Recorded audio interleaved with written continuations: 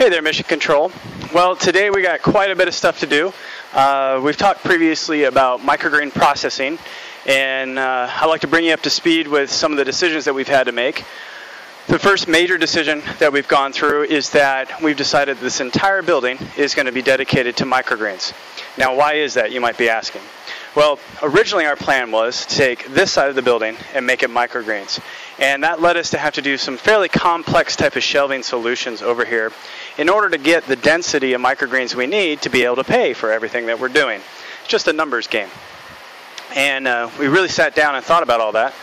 And by all that, I mean the amount of money that we'd have to spend for the complex solution, the amount of time it would take to build it and fabricate it, because it would be custom build stuff. And we also had to consider, do we want to put microgreens in the next building to help pay for it as well? Because as we expand, we're going to need more income and stuff like that to help pay for the research and development that we're doing. So, a long story shorter, we decided that we might as well just make this building the microgreen building and not worry about it in the future. So this building has lots of capacity. It's very large, so we can fill it full of microgreens and get the money that we need to pay for everything. So that's a decision that we made. We'll see if it was the right one as we go forward, but so far all the numbers and everything works out, so we'll see how that goes. In order for us to process this mini microgreens, we need to have a processing center capability. And right now, we've been doing everything over here. Show you. There you go. So what we've been doing to date is we take the microgreens, we put them on this table, we cut them, we come over here, wash them, and then set them here and dry them, and then package them and put them in the fridge, which we showed you in a previous video right here. There we go.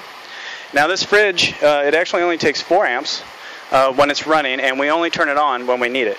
And that's usually, right now, that's just on harvest day. Now eventually we're going to get up to where we need it all the time, every day. So that's 4 amps every day. It's not that big. It's actually, the reason for that is it doesn't have a fan blower in it where it's actively moving the air around. It's just a cooler, just cooling things down. So it's pretty simple, does the job. So some of you have asked how come we haven't done a walk-in cooler, and we want to. We just didn't have enough money to do it this year. Basically, a walk-in cooler is double the price of that thing, and we have a lot of projects that we have to do, right? So we just had to make a call. This will fit the microgreens that we need, that we can do right now. I mean, when we really get this thing going, we can fit a whole day's worth of harvest in this. So what that means is we'll have to harvest, put it in there overnight, deliver the next day, and we won't be able to gather everything up for a week at a time, whereas if you had a walk-in cooler, you could. What that means is that our customers get a fresher product, but it means more work for us temporarily until we can get the walk-in. So when we are talking about a walk-in, what we're thinking right now is that this area right here will be repurposed for the walk-in cooler, which means the sink will probably move, and this will be the walk-in cooler because that's where we do all the loading. We got the big door here, we got this little door here for the wintertime, and you can come in your walk-in cooler and go out, put it in your rig, and be good to go. So let's talk about how we're actually going to do processing. All right, the big picture here. There we go. Okay, so there's about 60 feet of processing that we're going to have. I'll talk to you as I walk here. You can see how far away I am. Right here is where we have the in-ground barbecue is what we should repurpose it as. A little pig barbecue would be great.